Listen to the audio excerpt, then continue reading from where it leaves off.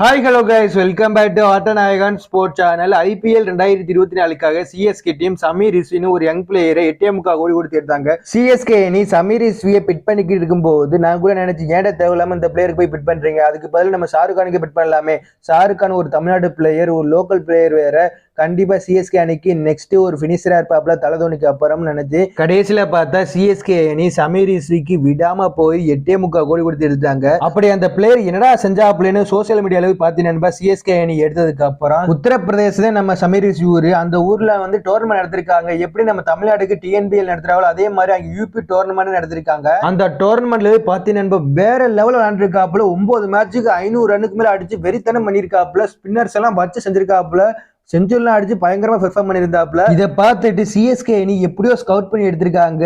அப்படியே சிஎஸ்கே அணி பிட் பண்ணி எடுத்தாலும் 8.5 கோடிக்கு பிளேயிங் லெவல் இடம் கிடைக்குமான்னு கேட்டீங்கன்னா அது சந்தேகமா தான் இருந்தது. பட் இப்ப விளையாடுறத பார்த்துட்டு கண்டிப்பா பிளேயிங் லெவலையும் சான்ஸ் கிடைக்கும். இம்பாக்ட் பிளேயரா யூஸ் பண்றதுக்கு அதிக வாய்ப்பு இருக்கு. ஜிகே நாயுடு டிராஃபின்னு ஒரு டோர்னமெண்ட் நடந்துருக்கு. அந்த டோர்னமெண்ட் டெஸ்ட் மாதிரி தான் இருக்கும். அந்த டெஸ்ட் மேட்ச்ல சௌராஷ்டிராக்கு அகைன்ஸ்டா வெறித்தனமா விளையாண்டுட்டு இருந்தாப்புல.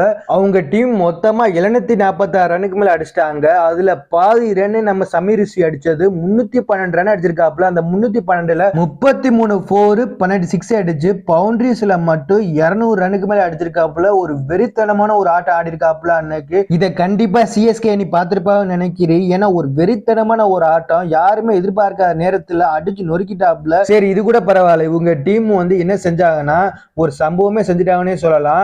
746 ரன் அடிச்சுட்டு ஆல் அவுட் ஆயிட்டாங்க. அப்புறம் சௌராஷ்டிரா பேட்டிங் ஆட வந்தாங்க. 246 ரன் அடிக்க முடிஞ்சு.